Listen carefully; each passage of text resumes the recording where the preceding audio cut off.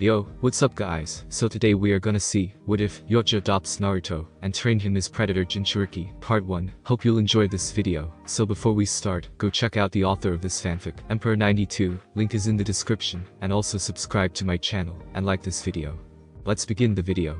The white flash crossed the starry night sky of Konoha, something that no one was able to see or appreciate, as the inhabitants of the village hidden in the leaves were in an apparent celebration, which seemed to occupy all their attention.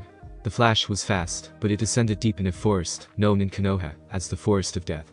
Several howls of wolves and other creatures began to be heard in the forest, wanting to warn about the presence of something in the forest. But a powerful beast roar resonated throughout the area, causing no noise to be heard. Suddenly, two blue eyes glowed on some branches. The flash dazzled two large silhouettes almost 2 meters tall, revealing two creatures with burly bodies, reptilian skin and body, wearing small chainmail and shoulder pads, and armor covering some parts of their bodies. The darkness did not allow the color of their skin to be appreciated, although it seemed to be green, and they used some kind of helmets, as masks, hiding their faces. Something that stood out was that one of them seemed to be more robust, while the second figure had certainly feminine builds, which allowed them to be differentiated a little. In addition, both had some kind of hair in the form of tubes that protruded from their heads, but the female figure had hairs more tidy than the male's. Author's note: predators speak through grunts, but their dialogues will be put in parentheses when they speak in their native language. What a trip you brought me on, the female silhouette spoke. I expected something more pleasant than this planet.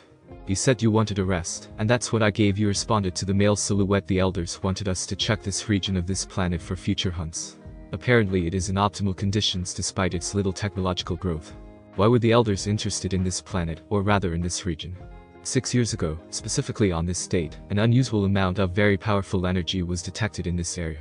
The security guard in the area could not approach because of the overflowing energy, and we decided to postpone the inspection. It makes sense, but I think we waited too long. Maybe, but if we don't find that energy source, the planet can be used in another way. The male silhouette raised his arm to activate a device on his right wrist. This area of the planet has humanoid earthlings that can serve like cattle to harvest and immerse. Do you think there are worthy species in this area? I completely doubt that. The individual stopped when he saw a small alarm on his helmet. There is movement, 7 heat signatures to the east of our position. It will be a perfect gift for you. I already have many of your gifts, although a skull of these creatures is rare these days. Fine for me. Activate camouflage. With the quick movement of their hands towards their wrist devices, both silhouettes became invisible to the human eye, to move through the branches of the forest with agile and acrobatic movements. They arrived at where the heat signatures were, and discovered their origin. 6 adults who seemed to be chasing something. From their clothes, 2 of them seemed to be ninjas, the rest were simple civilians. The pair of visitors noticed that the group was chasing a child with blonde and disheveled hair, wearing tattered clothes, and seemed to be scared. The little boy ran desperately, dodging the people who were chasing him with agility, throwing stones, and kunai'd him. The little blonde boy looked tired and exhausted, but he ran, as if his life depended on it, something that the strange beings noticed from the trees they were jumping through. They arrived at an open area, where the little blonde boy found himself surrounded, with no possibility of escape. The space beings stopped, watching, and listening to what they were saying. We already caught you, damn demon. One of the subjects shouted angrily. Today will be the day we finish you off. I already told you I'm not a demon. The little boy was panting tiredly after so much running. I just really wanted to see the fireworks. Well, what you will see will be the blood that we will spill from your body, for your crimes against the village, said one of the ninjas who took some kunai out of his case. Crimes? The space female looked at the situation angrily. That humanoid cub looks weak and malnourished. It is impossible for him to commit any crime that would condemn him to death. I hate him for some reason. My sensors detected something strange about that little humanoid. Come on Fox, get angry. Another of the ninjas spoke with mockery, gave us the right excuse, and got angry. Only then can we kill you. I don't want to get angry, I really do. The little boy started crying, as he got down on his knees. I've never heard anyone, really. You killed my son, you damn monster. One of the men kicked the boy hard, causing him to spit out some blood from his mouth. I will make you suffer for what you did to my life and my family. Those humans, the female spaceman, clenched her fists tightly. How dare they? Control yourself, you're right, but don't let your impulses control you. I'm not a monster. The little boy's shout caught the attention of everyone present. My name is Naruto Uzumaki. I will be a Hokage who protects this village despite everything, really. Yes, of course, this will be your end. Fox the ninja had raised his hand to attack the little one with a kunai, but surprisingly, it was cut off quickly by a kind of flying disc with blades. My hand. The demon child did it. The attackers began to retreat when they saw the ninja's hand severed by that strange disc that had been stuck in the trunk of a tree. Just the two large silhouettes landed in front of him, which deactivated his camouflage. The being with a male body began to remove his metal mask, and when he released it, he revealed the face of a predator, which looked at them with fury, releasing a very powerful roar that managed to scare them completely. Without waiting any longer, the predator extended his right arm from which two long, sharp claws emerged, with which he stabbed the ninja who had lost his hand, and proceeded to break him in half very easily. The second ninja began to make some hand signs, but did not notice how 3 red dots appeared in the center of his forehead, followed by a small explosion that made his head explode, splashing blood on the other villagers, and a little on Naruto. In your face. When the dead body of the second ninja hit the ground, the predator roared loudly again, then pounced on the other villagers to kill them. The female predator turned towards Naruto, who was watching the scene with great surprise, but was a little scared when he noticed how that other monster crouched down to get at his level, while bringing its hand closer to his face. Naruto closed his eyes in fear, but was surprised to feel how that creature's clawed hand wiped the blood from his face, and then from his mouth. The strangest thing is that he thought he heard a distorted female giggle coming from that strange being, and then he saw the red skull of a human roll at his feet, with some pieces of flesh, and full of blood. What a waste, they were they rivals, said the predator taking the skull at Naruto's feet. What language did they speak? A very primitive variant of ours, but I think I found the right language modulator. The predator raised her arm, and activated a sequence on her device, while her visor changed color. Greetings, human cub. They can talk. The little boy was surprised to hear a feminine and distorted voice from the creature. Are they going to eat me? We don't eat humanoid meat, much less a puppy like you. This time it was the turn of the male predator, who cleaned his weapons. Why were those humans chasing you? I don't know, they always do it, really. They call me monster or demon fox, really. Where are your parents? Parents? Naruto did not understand the predator's words. What do they call it in these worlds?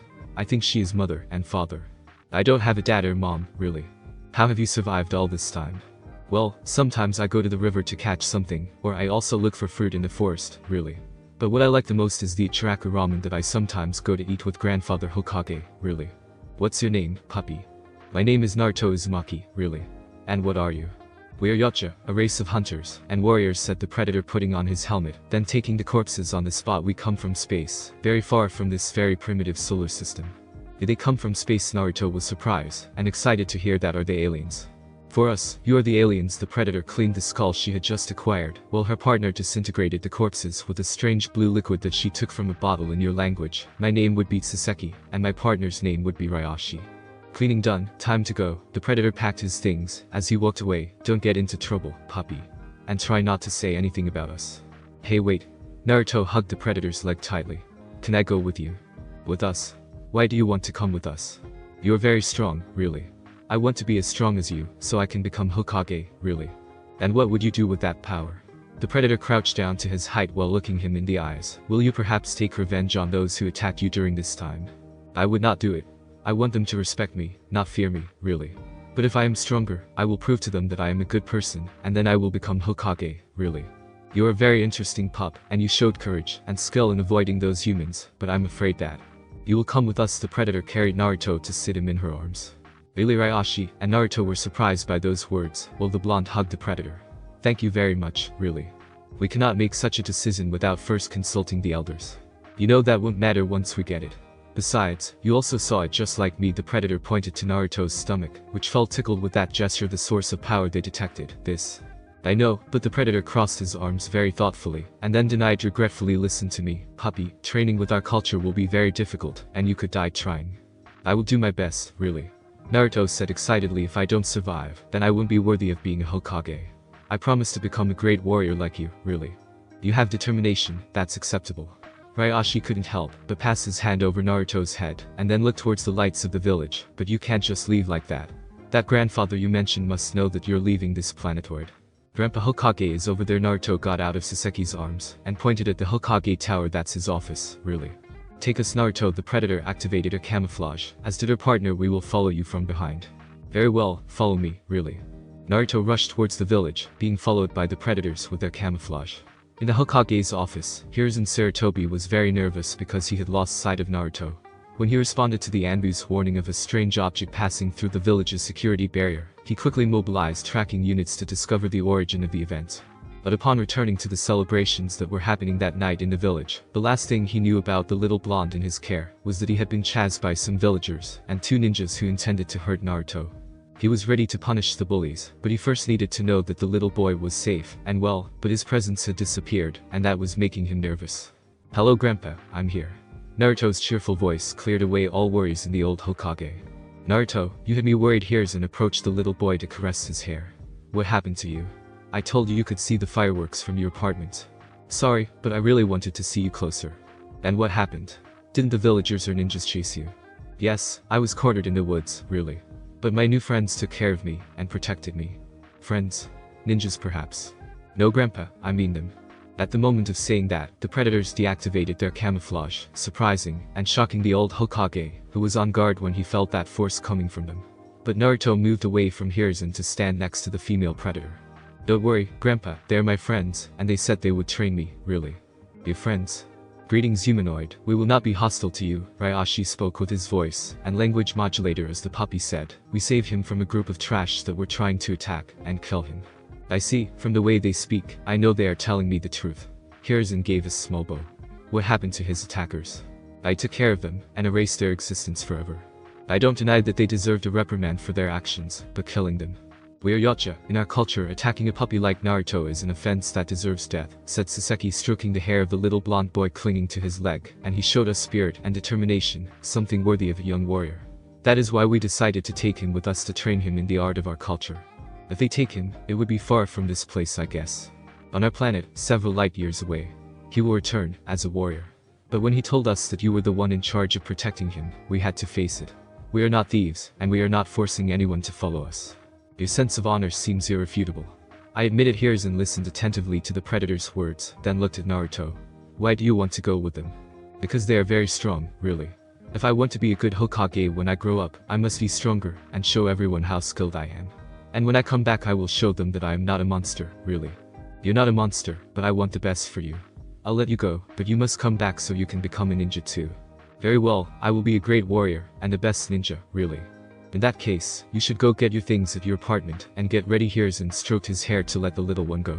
"Why don't you go with one of them to help you? Then let Saseki-san come with me."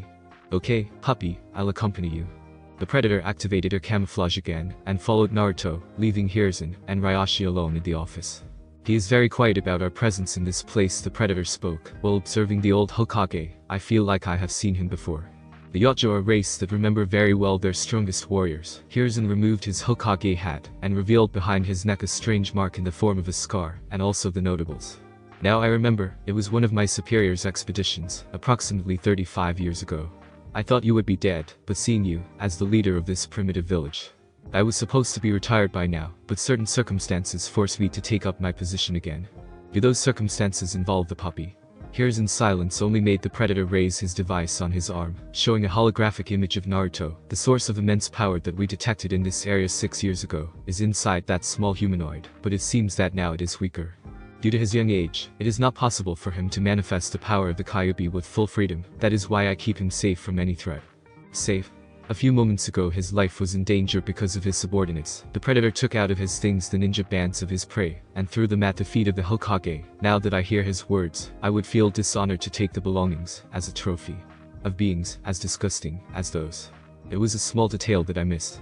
Things have been very tense in this place, with the ninja clans, and rumors that do not leave us alone." "How pathetic. In our clans there is no such thing as conspiracies or betrayal, since this is punished with death itself.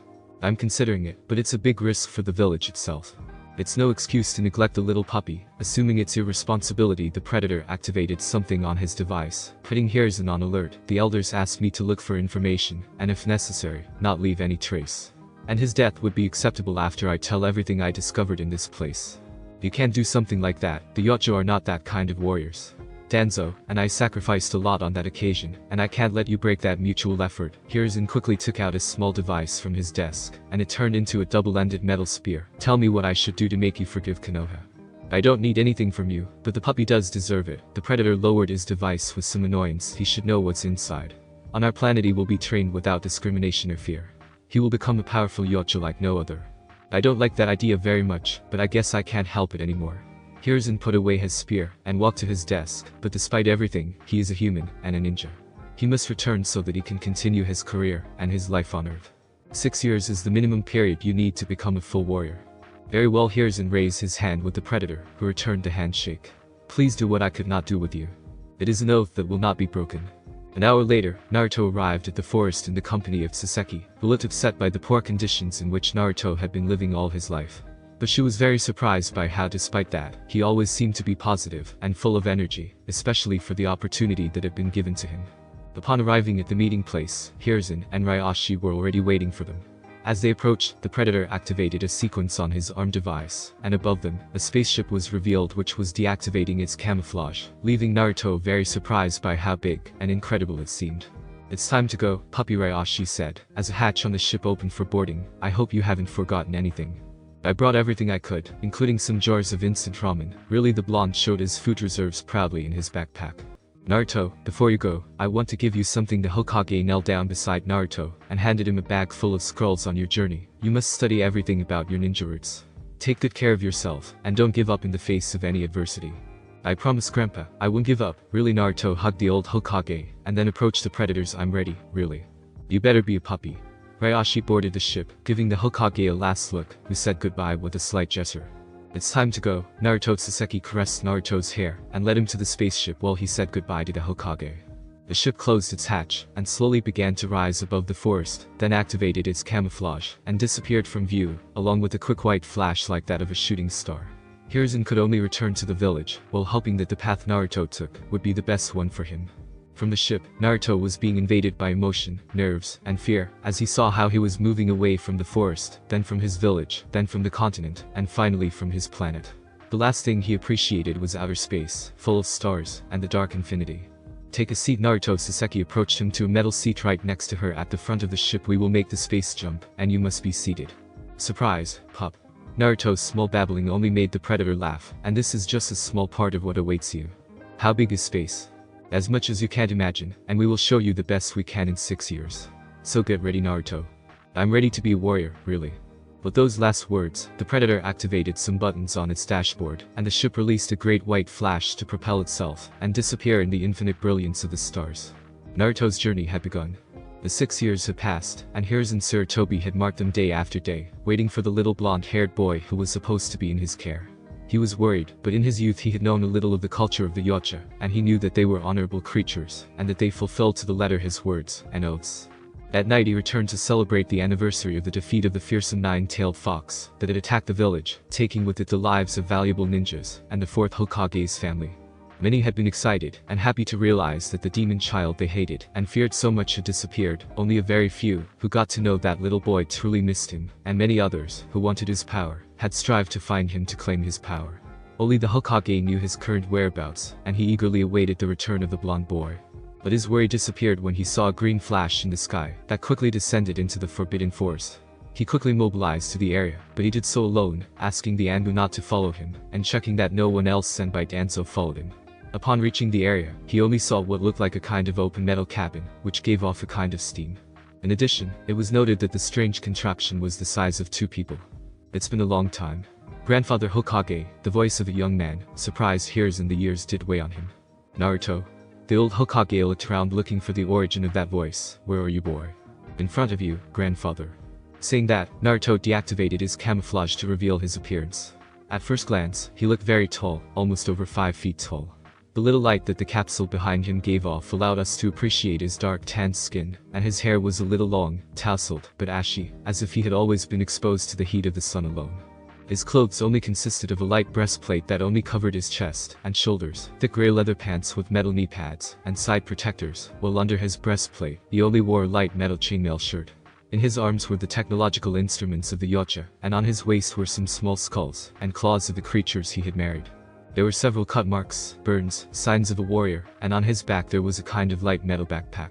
Next to Naruto, the female predator became visible. He did not show many changes, except for a bloody claw mark on her breastplate, already dry, and from a long time ago. "I call me Naruto, you have grown a lot." Hiruzen looked at him with surprise in his eyes. "A little more, and you could be taller than me." "I gave myself a good stretch during my training." The ash blonde showed his characteristic foxy smile, as he passed his right hand behind his neck. "But this is only the tip of the iceberg of my training. It is good to see that you are still alive." Mr. the Predator spoke with a small bow. "As you can see, we kept our promise." "Where is your partner?" Hiruzen noticed how Naruto's face turned sad, as he clenched his fists. My partner died a year ago, Saseki said in a painful tone. Like a true warrior, he had an honorable end in the end. He didn't deserve to die. Naruto just got upset as the Predator put her hand on his shoulder. We already talked about Naruto, remembering that lamenting the death of a hunter is an insult, especially to the sacrifice he made. I know, mother, those words surprised the old Hokage. Naruto, I see that you have also matured a lot, but what you said. I know the whole truth, grandfather. Don't worry. Naruto took out one of the scrolls he had received from the Hokage. I know who my parents were, and the reason for their actions. His sacrifice may not have been seen the right way by others, but I will change that. That was my main goal during my training. I'm glad to hear that. For now, please accompany me to my office to discuss the whole matter. Just allow me a moment. Hokage Saseki activated a sequence on his device, which made the capsule start moving. The three saw how the capsule where Naruto and the Predator arrived was closed and sealed, and then buried itself in the ground, leaving no trace of its presence with the naked eye. Hiruzen was surprised that she hadn't destroyed it, as usually happens in those situations, but it was a question she would answer when she arrived at her office. After a few hours in the Hokage's office, Hiruzen had heard faint fragments of the training that Naruto had done in these 6 years, especially his stamina, instincts, reflexes, strength, speed, natural aptitudes of him in a Yautja. And thanks to the scrolls, Naruto was able to develop the basic skills of a ninja, such as chakra control, use of ninjutsu, and basic jutsu, in addition to discovering his affinity to the wind element, allowing Naruto to invent a couple of that nature. Element, there was also the knowledge of the planets visited, and the culture and rituals of the Yautja, in addition to the history of Konoha that Naruto had bought for his personal studies, and which was also shared with other Yautja with whom the blonde had trained. So, do you want to enlist as a Naruto ninja?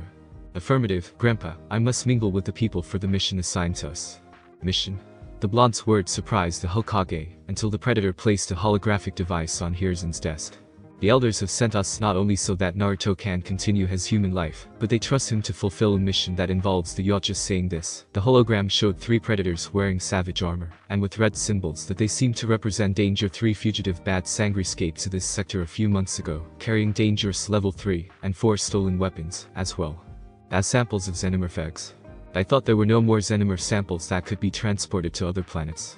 Unfortunately, they managed to take some from the planet where we kept those creatures locked up for exclusive hunting, and took them with them for experimentation purposes not permitted in our culture. Naruto responded angrily, as he remembered what had happened. They killed Ryashi Odasan. The last scan of this sector revealed that they are on this planet, but we have several hunters looking for them. Saseki put away the holograms to stand next to Naruto. That is why our mission is to monitor this specific area, because one of them discovered Naruto's power, and it is possible that they come for him. Hiding it is not an option, and he has to complete his training as a ninja. I understand what you're getting at. Hiruzen having taken out his pipe to better assimilate all the information. Is it possible that we'll see xenomorphs? Negatively, the samples take a long time, and they are also from weak larvae, so they need the DNA of a queen to raise more soldiers. I understand. Hiruzen exhaled some smoke from his pipe upon hearing the Predator's response. Very well, if it is for the good of the village. But she worries me what people think when they see her. Saseki-san. Don't worry about it. The Predator showed a very strange device on her arm that activated immediately. We have designed this new camouflage device using Naruto's DNA. With it, our bodies can become more human-like in order to go unnoticed. In short, it will turn her into a human, so that no one notices her. The blonde summarized with some emotion. Human form. Hiruzen couldn't help but imagine a muscular-looking woman upon hearing that. I'd like to see her. Understood. The Predator activated the device and got on her knees. Her body released a small blue glow that surrounded her completely, and then began to show changes in her body, which shrank a little, and took a feminine form. At the end of the metamorphosis, Hiruzen almost fainted when he saw the new appearance of the human Predator, as she had a sensual, and very well-defined feminine figure, that resembled that of a woman barely reaching 20 years old. Her skin was somewhat pearly brown, similar or less than Naruto's, with some acceptable musculature in her arms and legs. Her hair was long, straight, and blonde. Her face was round, with blue eyes, and she had an enviable waist for any woman, accompanied by a wide bust, almost C-cup. What made the Hokage faint with a nosebleed was not only the fact that the Predator's clothes no longer covered any of her feminine body, but also the fact that that form was almost similar to that of the late Kushina Uzumaki, Naruto's real mother. Is Grandpa okay? Naruto helped the Hokage up while he wiped some of the blood that remained on his face. Yes, they just surprised me. The Hokage approached the Predator, who maintained a serious and calm expression at all times. But I'm curious, why did they choose this appearance in particular? We took into account Naruto's features and DNA to create this transformation model. The Predator showed more of her sexy body, holding the parts of her armor that moved or fell at times, and we found that this would be the possible image that Naruto's progenitor, or mother, could have had. And the blonde hair. Naruto is blonde, the costume must work in such a way that it looks like I am his mother close relative. Saseki responded, as if it were obvious. And why such an exuberant figure? It's because of what I learned before leaving here, Grandpa Naruto said calmly. In a magazine it said something about the female body is a powerful weapon against the man. So I taught them my sexy jutsu, and Oka-san modified his transformation based on that.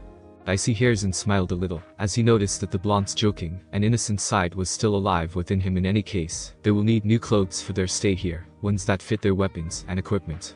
We will carry out research on what they call fashion, and we will look for suitable equipment to disguise ourselves. Saseki spoke naturally. For now, we will return to the forest to hide. I don't think it's a good thing, as they might attract the attention of curious eyes. Naruto, your apartment is still intact, so you can go back to it. That sounds good to me, Grandpa. I miss my old hut. And one more thing. Hiruzen took out a small orange book from among his clothes, and gave it to the Predator. First of all, the first thing I would like him to learn is the term modesty. Modesty? Both hunters were confused by those words, while Saseki looked at the book in his hands. Does this contain ninja information? I would say it's more about culture. Hiruzen cleared his throat a little while turning his back on them before fainting again. I'll start with the paperwork, an assignment of you to the Ninja Academy. Naruto, tomorrow I will give you some information that you will need to take the genin tests. I'll wait for you here tomorrow. Affirmative. Saseki set out to use his invisibility camouflage to leave, but Naruto approached the Hokage again. I'm glad to be back, Grandpa. Really? The blonde gave the old man a brotherly hug, who gladly returned it. Same here, Naruto. Welcome home. With that last gesture, Naruto and Saseki retired to the blonde's apartment, where they quickly settled in to take a short nap until dawn. But what they both noticed with some interest is that the apartment seemed impeccable, as well as tidy. Saseki assumed that the Hokage was keeping it clean for Naruto's future return, but a peculiar smell of a human female bathed in a soft aroma made him suspect that someone else had been cleaning the blonde's small hut. The next morning, Naruto and Saseki got up early to do their routine morning training, although this time they focused on checking their equipment, among which stood out some edged weapons, basic armor equipment, and some technological weapons, one in particular that it looked like a firearm, which Saseki keeps among his things along with other devices. How I wish I had completed my trials to obtain my tri-cannon. There was no time left. We had to go back. The blonde woman took some tubes that she seemed to keep in a medical kit, but if you prove your progress, it is possible that an arbitrator will grant you yours soon. I know, mother, but still. Naruto stops when he hears a small alarm on his bracelet. Damn, I almost forgot. Calmly, Naruto pulls out a syringe gun with a purple substance. The young blonde doesn't wait any longer and sticks it into his side, causing him pain, but when the substance is completely introduced into his body, he seems very calm and relaxed.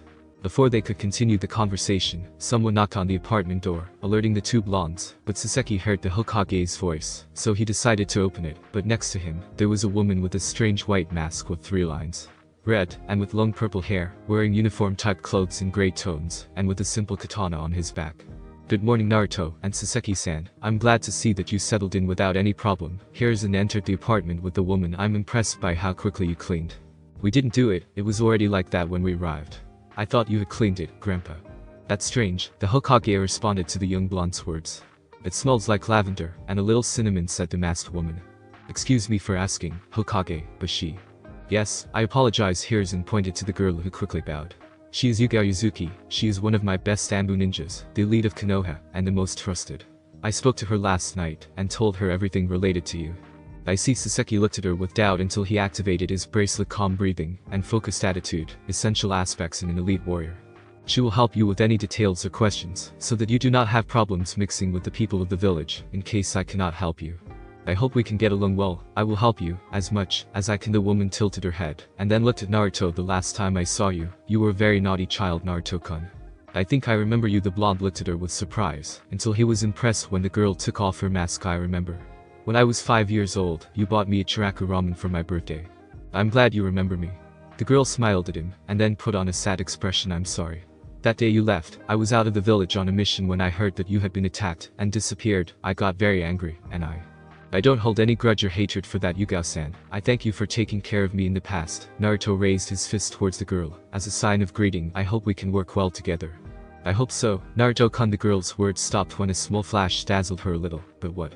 Since you showed us your face, Saseki deactivated his metamorphosis to reveal his true appearance to the Anbu. It is only fair that you see my true appearance. Incredible. Yugao looked impressed, but not scared, especially when seeing the real face of the Yautja. It was much more surprising than I had imagined. I thank you for your trust. Trust takes time. Saseki transformed again, but she was naked in her human body, which made the Hokage cover his nose with his red face. Are the males of this world so weak to female human flesh? It could be that Yugao put her mask back on, as she pulled out a bag she was carrying. The good thing is that Hokage-sama wasn't wrong about us having the same build. I'll lend you some of my clothes, and then we'll go shopping for clothes for you, and Naruto-kun.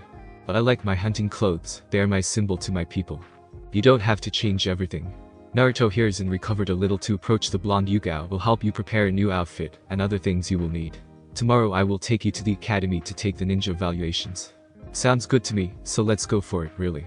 I missed that verbal tick of yours. Yugao laughed a little while teaching Saseki how to dress. I think I'll have a lot of work with you, Saseki-san. Sorry for the inconvenience, Yugao. How do you pronounce it? I will also give you some lessons in village speech.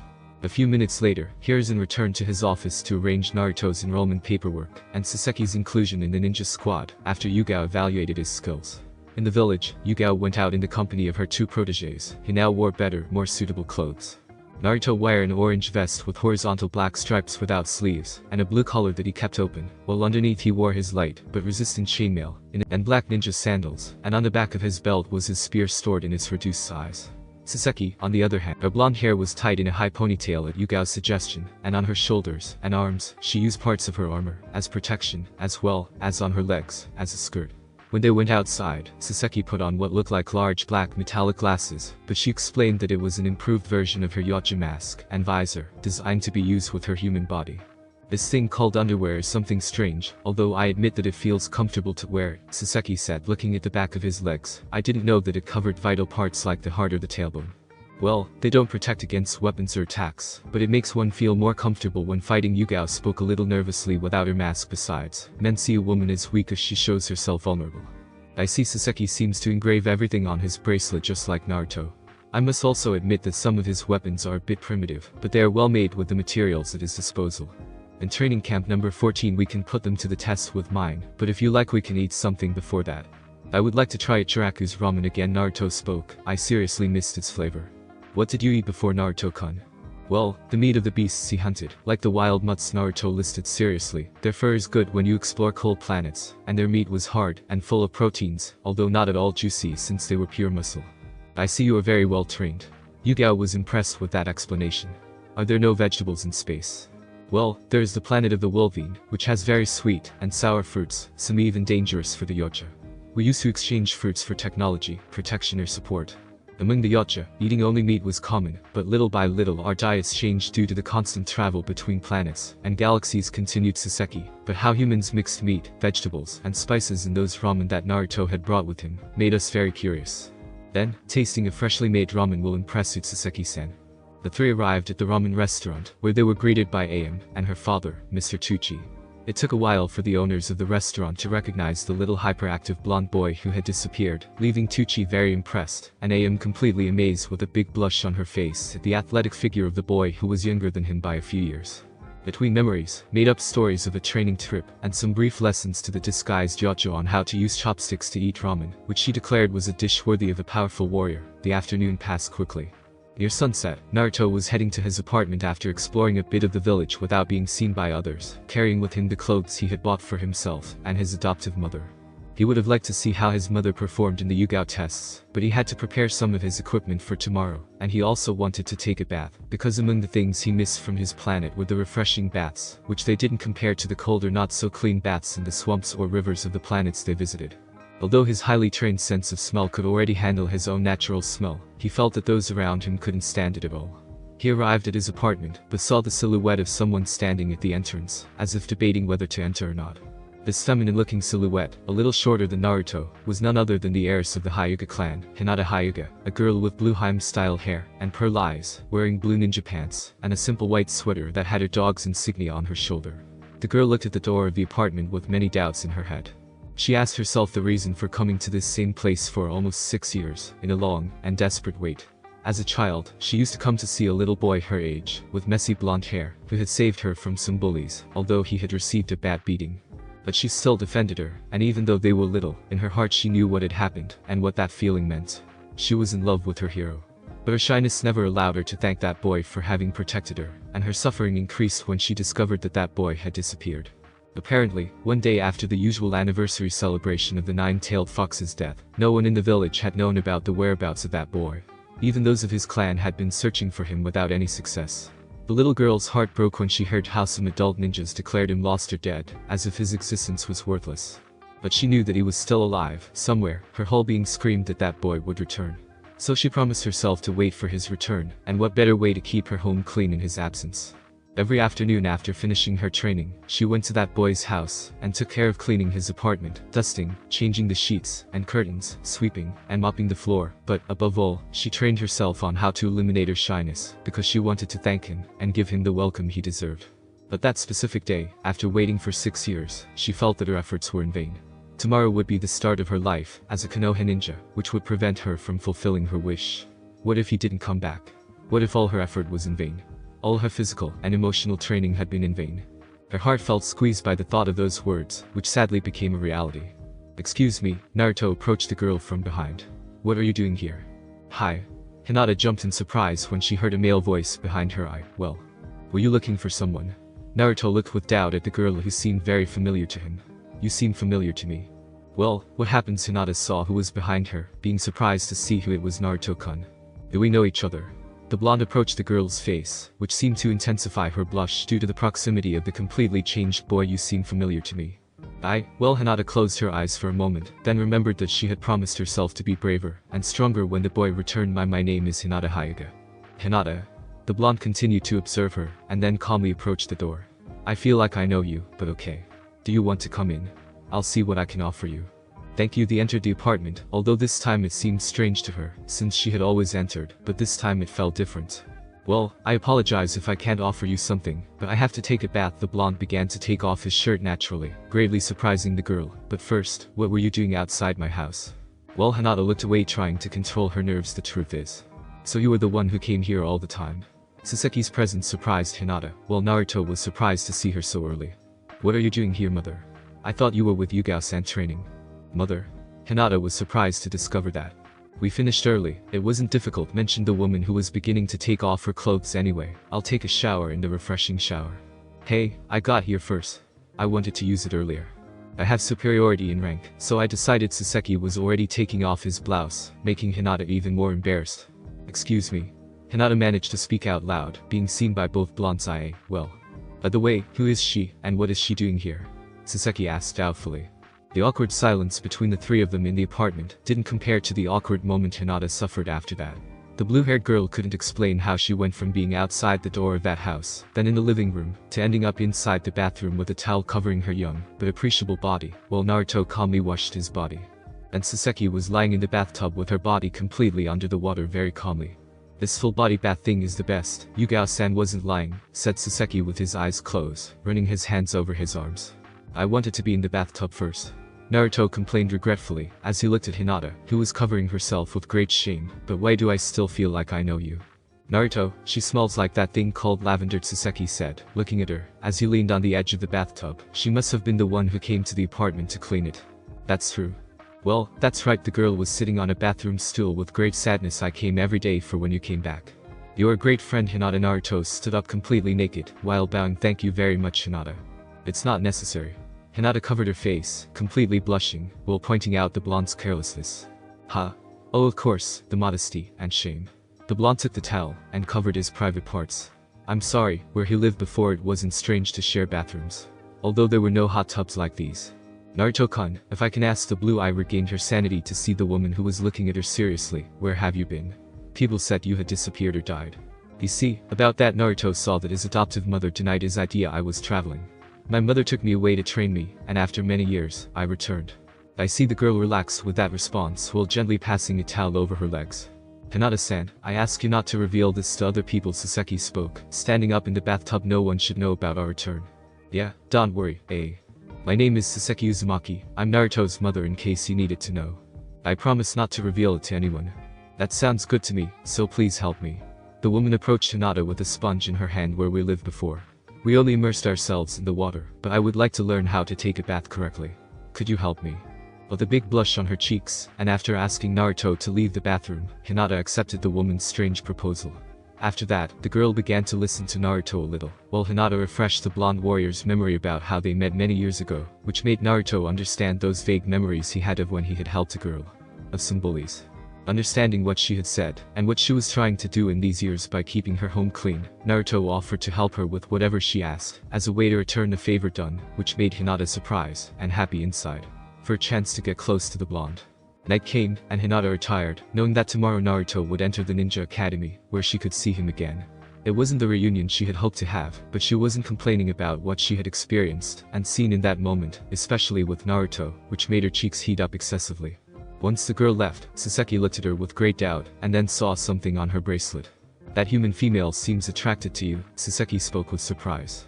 That would explain why she came here to clean. Come on mother, that's exaggerated. The blonde just lay down on his bed at those words, only wearing shorts, as pajamas. You said, I was too young to have a female by my side. That's because hybrids aren't allowed among the Yautja. That's why you needed a female by your side.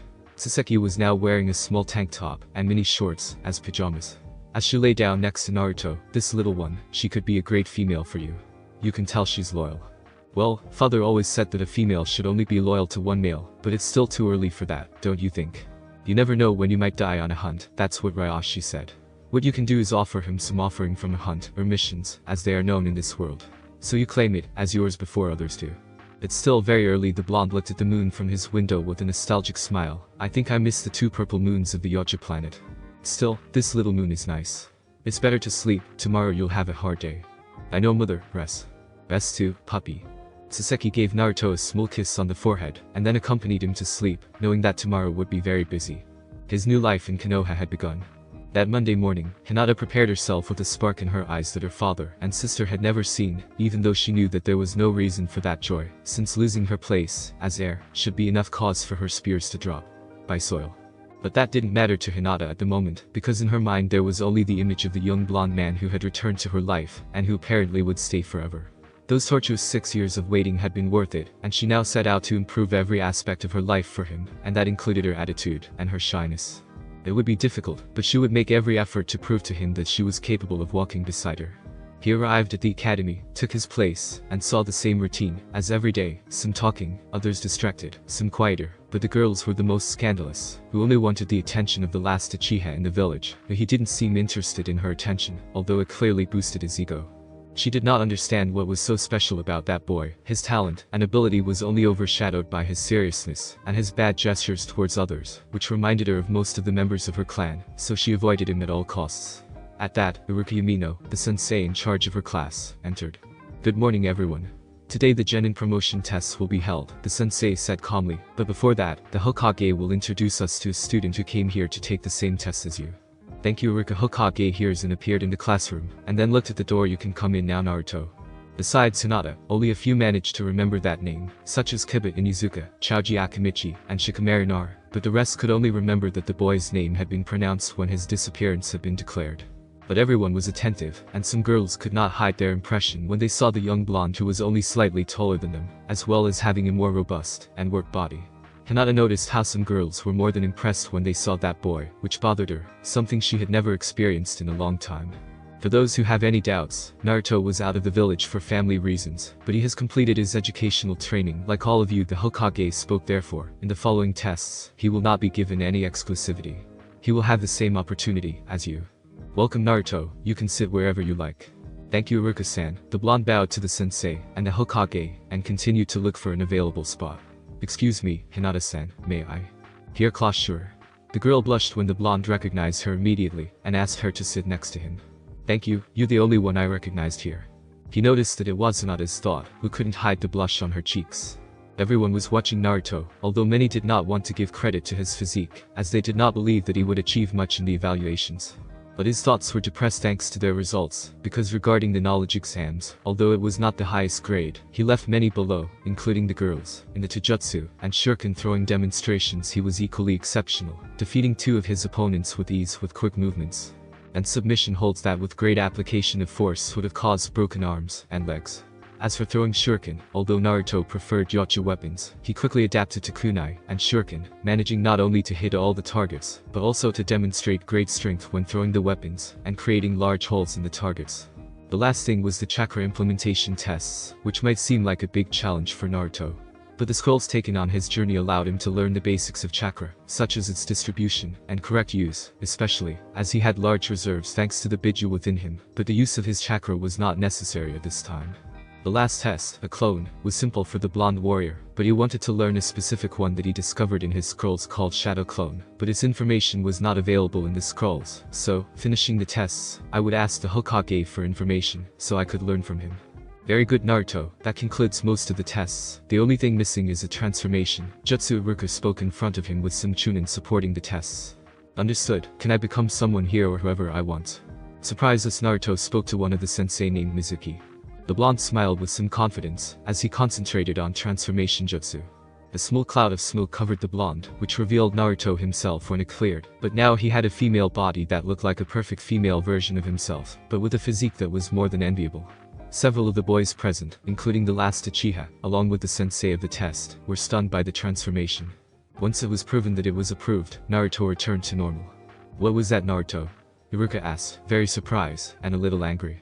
That's the transformation for deception, Naruto answered naturally. After all, a ninja must always be skilled to surprise his enemies.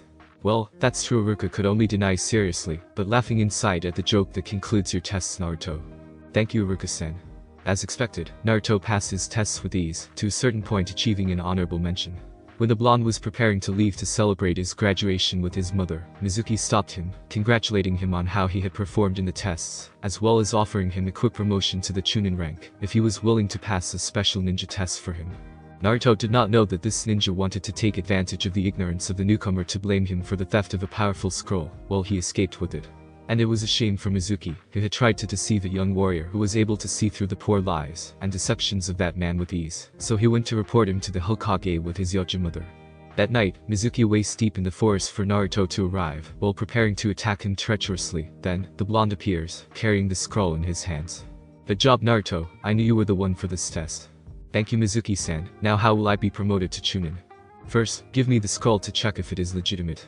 It wouldn't be necessary saying that behind Naruto appeared Iruka, and Yuga Iruka-sen already confirmed that the scroll is real. After all, the Hokage confirmed to me that this would not make me ascend to Chunin, but that it was a trap of yours. How come Mizuki was surprised by this, but tried to calm down? Why are you on his side? He is the demon child. Demon, you say? The voice of a woman behind Mizuki paralyzed him. Only an ignorant person calls Naruto a demon. Without being able to react in time, the silhouette appeared to be Saseki, who raised his arm and fired something from his arm, trapping Mizuki in a kind of net. Upon recovering, the lying ninja took out a kunai to cut the net, but it didn't seem to break.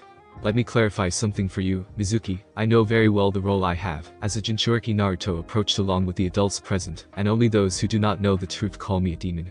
Naruto is not a demon, he is not the nine-tailed fox, and much less is he guilty of his crimes. Iruka spoke behind Naruto today. He showed me how much he has grown away from the village. No matter where they lock me up, when I escape they will pay for it.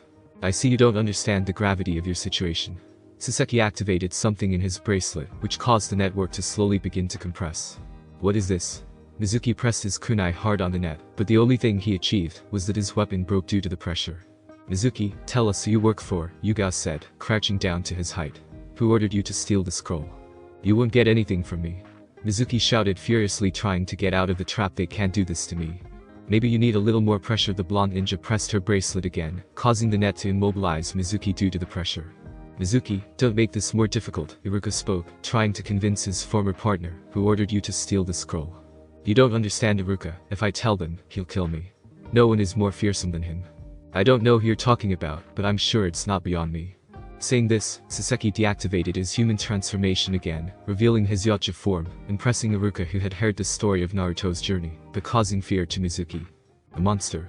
Mizuki tried to escape, but his movements were only hurting him. Get me out of here. Inferior human, your fearful response reveals that you are not worthy of being called a ninja. The Predator activated her bracelet again. It's your last chance, Mizuki. Don't make my mother angry, Naruto spoke, pointing to the Yautja, and then to the scroll. Who ordered you? It was Orochimaru. Mizuki screamed in fear, and tears came out of her eyes. He ordered me. He forced me to steal the scroll. Now get me out of here, please. That's enough. Naruto stood up to hand the scroll to Iruka. Thank you for allowing me to see the Shadow Clone's technique. We must give it to Grandfather Hokage immediately. That sounds good to me, Naruto. Then I'll buy you ramen, Iruka continued, as he walked away from the place with Naruto. Wait, get me out of here. Mizuki shouted as she watched the two men walk away. I already told you what you wanted, now. If you were able to betray someone like Orochimaru, that means you don't understand the meaning of loyalty. Yugao spoke seriously. You are pathetic. As a ninja, you have failed. Saseki activated his bracelet again, then walked away slowly. Die without honor. The last thing Yugao saw of Mizuki was how the network was completely compressed, ending the life of the traitor ninja forever. The next day, all the graduates were in the classroom again awaiting the assignment of their ninja teams and their sensei. Once again Naruto stood next to Hinata, who explained to him how ninja teams worked, mission assignments, and how they were formed. Inside, the blue-haired woman wished to be assigned with Naruto, but her wish vanished when it was determined that she would be on team number 8 with Kiba and Shino, while Naruto ended up on team number 7, along with Sasuke Uchiha and Sakura Haruno. But the strange thing is that it was determined that they would not only have one sensei, but two. But Naruto was already aware that his mother would be the second sensei. Hinata said goodbye to the blonde once her sensei arrived for her, but he reminded her that he would still keep his promise to help him with her training, which made the girl happy, who said goodbye with a small hug, which cost her a lot of willpower. Several minutes later, Naruto, Sasuke, and Sakura were waiting for their two sensei in the classroom. The pink-haired girl discreetly looked at the blonde who was only reading a scroll in his seat calmly. The girl remembered that, as a child, that boy was a problem child, or at least that's what her mother told her, but now he seemed totally different, as if an unknown aura of mystery and maturity covered him completely. Where have you been all this time? Sasuke asked with an analytical look at Naruto. Many believed you dead. If they told you that, then believe it, the blonde replied without taking his eyes off his reading. If people didn't give importance to my absence, it's because they simply didn't really care. The loser will always be a loser. And that's what you are. You can't judge me without even knowing me. Naruto kept the scroll among his things to stand in front of the classroom. Am I saying that you look like a spoiled child, just because of the conceited appearance that you show in your bearing? What did you say? The Uchiha stood up from his seat angrily. Hey, you shouldn't insult Sasuke-kun. Insult him? He was the one who called me a loser in the first place. The blonde looked at Sasuke seriously. Isn't that right, mother? It's true. The voice of a woman behind Sasuke paralyzed the young people. Not recognizing one's own mistakes is a serious failure of a warrior. But when Sakura was scared when she saw the blonde woman who had appeared so suddenly. My name is Saseki Uzumaki. I will be the second sensei of this team. The woman walked to the front of the classroom standing next to Naruto, and from the way she said it, yes. I am Naruto's mother, and to answer your question, kid, Naruto was traveling with me during these 6 years of absence. Everything related to this trip is not something that will change your outlook on life. I recommend you not to ask questions that are totally useless. MPH, whatever. The Uchiha looked away angrily at those words. Now, where is the other sensei named Kakashi Haddock? Saseki sensei hasn't arrived. Sakura came a little closer, looking nervous. But, at what point did you? If you want to tell me something, erase that nervous look on you. The woman showed an intimidating look at the little pink-haired girl. If you call yourself a ninja, you should not show a look of weakness. Yes, sensei. Sakura felt that each word sank into her interior. Well, since the other guy didn't arrive, I'll have to take charge of this squad. Saseki walked to the door followed by Naruto. Let's get out of here to talk a little. Wait a moment. A man with his face covered arrived at the window. Sorry for being late. Are you Kakashi Haddock? Naruto asked when he saw the guy. Yes, I apologize for the delay. The subject completely entered the classroom. It's just that I got lost on the path of life. Unacceptable. Punctuality is something unforgivable in a warrior, said Saseki, sharpening his gaze at the silver-haired boy.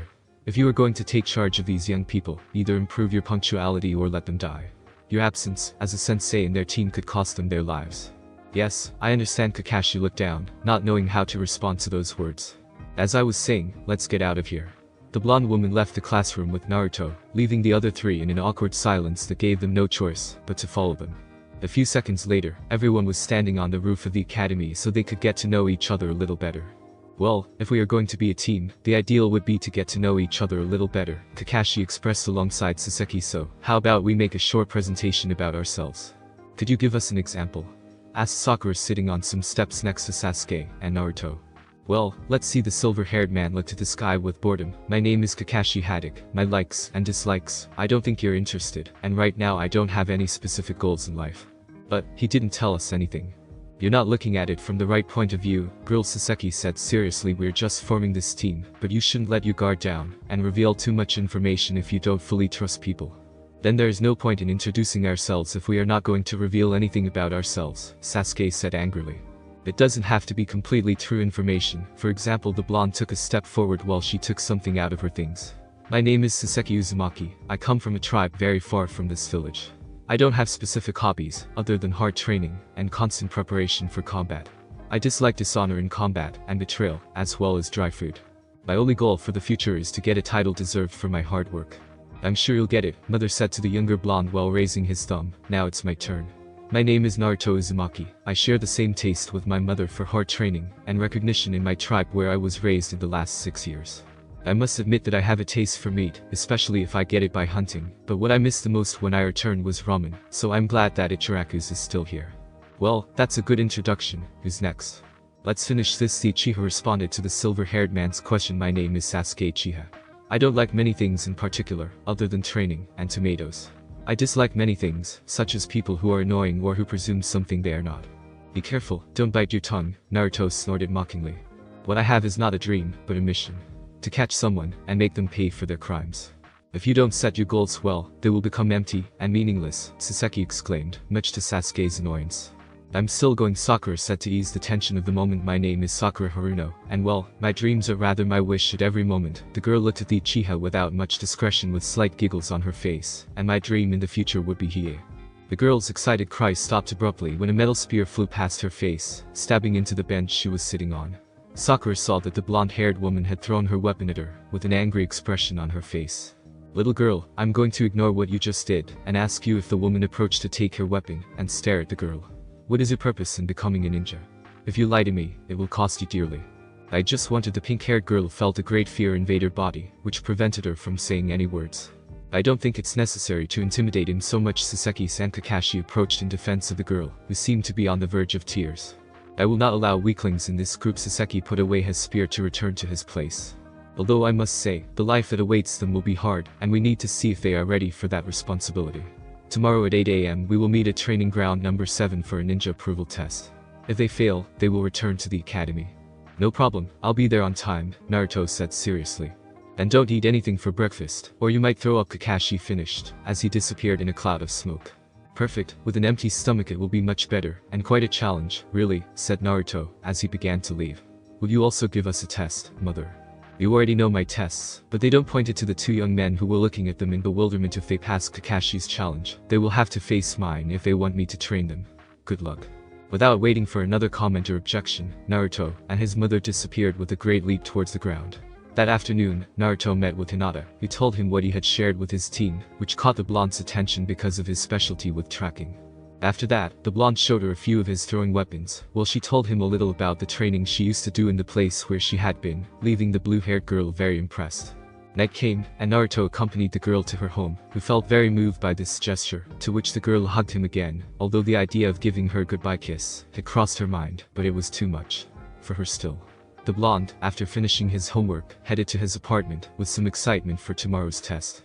Upon arriving at his home, he saw his mother talking with Yugao, who apparently began to fraternize very well with the female Yautja, who had also become accustomed to the presence of the purple-haired Anbu.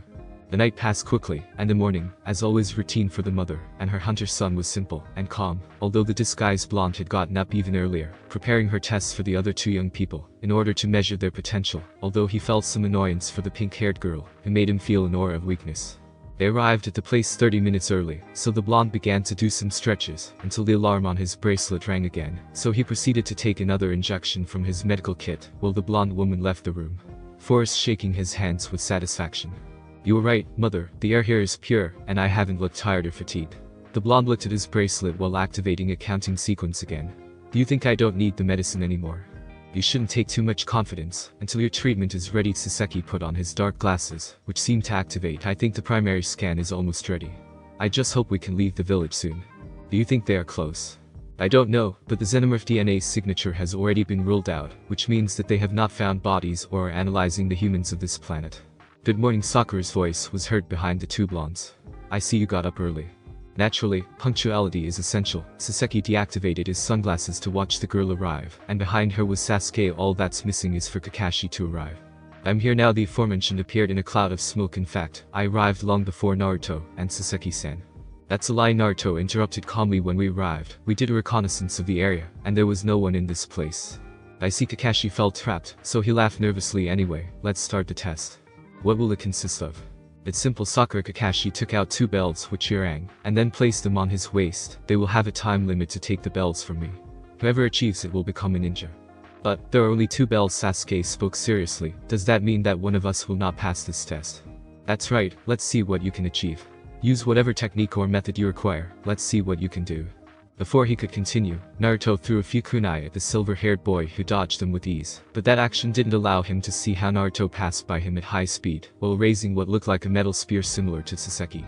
When he got up, Kakashi checked that he no longer had the bells on his waist, and saw how Naruto raised them in the air, and then threw both at Sasuke, who barely reacted to catch them, being very surprised, as were Sakura and Kakashi. If this is a ninja-style test, I think I'm disappointed. Or the correct term was, scam, said Naruto, putting away his spear to walk to where his companions were. Naruto wasn't ready. Excuse me, sensei, but according to what I read in the scrolls they gave me to study, it said, and I quote, "In combat there is no preparation, because the enemy will always attack you when you least expect it. So, apply what you learned." Well, that's true, but also, the test is a farce. Naruto continued to the surprise of Sasuke and Sakura, while Saseki listened attentively. He only uses 2 bells, because he expects 2 possible results. That we fight over them without even obtaining them yet, or that we work, as a team, and terms without any approval because one failed. I was hoping they would work, as a team to get the bells, that way they would get to know each other better. I only arrived a few days ago, so it's impossible for me to get along with them, and none of them would have agreed to work with me. That's why I preferred to give them the bells. I prefer not to have a team, than to join one where I won't be well received. Do you think you are better than me? Sasuke approached defiantly. I didn't come here to be better than anyone else, but to learn, and become stronger. If you don't want the bell, go ahead. You take it from Kakashi-sensei. Naruto, even so, teamwork is essential to form ninja teams, so. I learned to fend for myself in very dangerous situations, where my life was in constant danger. But I know that's how things are in Konoha until I rank up, so if you want, I'll try your test again. I think that at this point it would no longer be useful if you already know the purpose of the test. In that case, I will be the one who determines your skill level, Saseki spoke, while observing that Sakura had been perplexed by everything said. Follow me if you really feel ready. The group walked into the forest behind them, which felt strangely dark and dangerous. Saseki pulled out his spear to gain momentum, and then threw it deep into the forest. A few seconds later, the sound of the weapon being embedded in a tree could be heard in the distance. Very well, go get my spear, Saseki exclaimed calmly. Is it your test? Sasuke snorted mockingly. As he entered the forest, it will be easy. Without even expecting it, a trap was activated, and in just a few seconds the Uchiha ended up head first with his legs tied with very strong ropes. Not everything is, as it seems, Uchiha Saseki spoke, throwing a kunai to free him from the trap. The entire section is full of traps that I prepared for you. The more they enter the forest, the more dangerous they will become. That's impossible. Sakura got nervous seeing that situation. There's no way anyone could even handle that. If I asked Naruto to go, he would bring her in a few minutes. Besides, they're supposed to be ninjas, so they should be able to go for her avoiding the traps. Well, I wouldn't be able to. Sakura looked downcast, but Saseki placed his hand on her head. Come with me, girl. Saseki dragged Sakura a little away from the group to stand behind a tree. A few minutes later, she returned with a completely flushed face, but she had a look of uncertainty and some fear, but at the same time with some determination. Now, are you going to try it, girl? Yes, sensei. The girl looked scared, but looked to Sasuke to give herself courage. All for my prize. Prize? Hi. Sakura just screamed in desperation, and ran into the forest. What did Saseki-san tell you?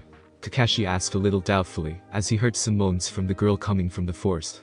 Where I come from, the success of the training is rewarded with a prize, especially to the females of the tribe. The woman spoke, listening to Sakura's screams. One of our customs is to be able to select a male warrior from the strongest tribe, to let him be our partner, and we cannot deny him that favor if he meets his tests. I see, you promised to help him find his partner, Naruto concluded, very surprised. If Sakura accepted it, she must already have one in her sights.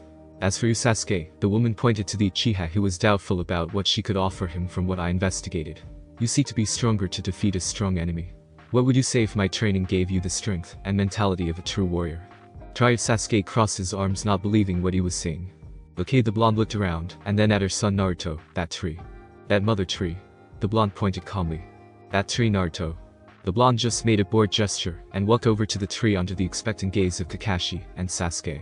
Naruto approached the tree, and began to concentrate chakra in his arms, and throughout his body, something that Kakashi could notice, especially because of his great control, something that only a ninja at the level of a Chunin or a Jounin could achieve. When he finished, the blonde approached the tree, and with a quick movement hit the base of the tree, destroying it completely. Before it fell to the ground, Naruto held it with his hands, and lifted it up to take it to his mother, and place it in front of her, as if it were a gift, impressing Sasuke and Kakashi. What the hell?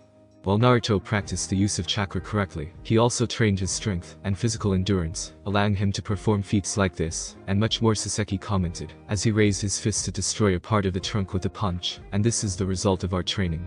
And I still have much more to go, really. I deserve to have that strength. Sasuke shouted. I need her more than anything. Well, strength is not something you earn, but something you gain through training and commitment. Be the hunter or be the prey. I will be the hunter. I will not let anyone surpass me. Then, go ahead. As he pointed to the forest, Sasuke ran in. Naruto, go, and make sure they don't die trying. Okay, mother. The younger blonde took out his spear and walked calmly into the forest, while Sakura's screams of pain continued to be heard. Once the blonde entered, waiting for them to go deep enough into the forest, Saseki leaned against one of the trees, and then looked around. There's no one around. Kakashi, you can stop acting now. The blonde saw how the silver-haired man focused his gaze on her. Whatever you have to tell me, I'll allow you to. I have many specific questions. Kakashi showed a serious face, looking at the woman in front of him first. Why is she pretending to be Naruto's mother? If you say that, it's because you knew the puppy's real parents. The blonde observed the subject's only visible eye, trying to understand his doubt, until she decided to be half-hearted. 6 years ago, my partner and I saw how the little blonde ran for his life from a group of shinobi and villagers who wanted to take his life for a crime he didn't commit. We saved him, and he asked us to be stronger so he wouldn't be a victim again. That doesn't give her the right to declare herself Naruto's mother. I knew her, and I know that she wouldn't like her memory to be forgotten. Are you talking about how she died protecting her son?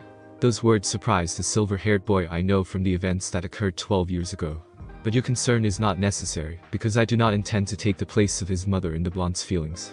My partner and I were only the ones who took care of, raised, and trained Naruto, but he knows the truth about his parents, about the duty he has to his village. But the reason he calls me mother is just a way of respecting me, and a way to disguise our absence in these years. Well, that's enough for me. Kakashi relaxed his face a little. The Hokage told me a little about you and your late husband. I just wanted to hear it from you. But in case he didn't tell you, you have the same appearance as his mother, except for her hair. She was a Redeed. Redeed? The woman looked doubtful upon hearing those words, while thinking. I see why the DNA decoder suggested that possibility regarding her appearance. I need to investigate more about that. I heard that a trusted Anbu of the Hokage is teaching him a little about Konoha's customs. I have that covered. In fact, the woman took out the book that the Hokage gave her to read it calmly. I must make up for lost time. You read that? Kakashi paled when he recognized his favorite orange-covered book. Affirmative, the Hokage recommended it to me. Although there are things that I don't understand very well. If you allow me to clarify any of your doubts, I will let you train the team however you want. A little confused by Kakashi's strange request, Saseki agreed to that, knowing that she needed to know more about shame and modesty. The afternoon came, and a group of young people finally left the forest, with Naruto being the one who in the end got the spear, and a few scrapes. Sasuke only got several scrapes, cuts, and bruises on his head, body, and 1 or 2 on his manhood. Sakura on the other hand only held a part of her torn shirt, while covering with her hands her panties, that could not be hidden from anyone who saw her, while whimpering about the numerous traps she had fallen into. With that, both sensei declared that team number 7 would begin their missions tomorrow, with a very small exclamation of celebration from Sasuke and Sakura, while Naruto was just eager to leave the village. Naruto and Saseki's true mission could finally begin. Thanks for watching my video, and make sure to check out the author of this fanfic. Link is in the description. See you next time. Till then, sayonara.